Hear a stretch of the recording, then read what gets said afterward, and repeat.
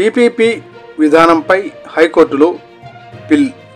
రాష్ట్రంలో 10 వైద్య కళాశాలలను పీపీపీ విధానంలో నిర్వహించేందుకు ఉద్దేశించి ప్రభుత్వం సెప్టెంబర్ 9న ఇచ్చిన జీవో 590ని సవాలు చేస్తూ బహుజన్ సమాజ్ పార్టీ రాష్ట్ర అధ్యక్షులు బి. గౌతమ్ కుమార్ హైకోర్టులో పిల్ దాఖలు చేశారు.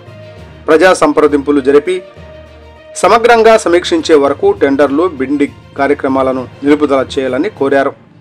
పూర్తిగా ప్రభుత్వ నిధులతోనే వైద్య కళాశాలలను అభివృద్ధి చేసేలా ఆదేశాలు ఇవ్వండి.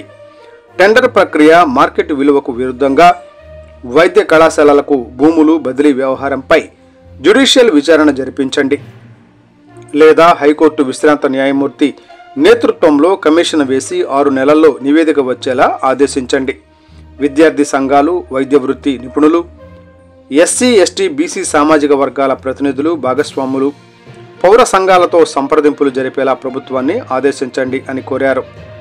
ఇదే విషయంపై గతంలో ఓ పిల్ దాఖలు కాగా మధ్యంతర ఉత్తర్వులు ఇచ్చేందుకు హైకోర్టు నిరాకరించిన సంగతి తెలిసిందే.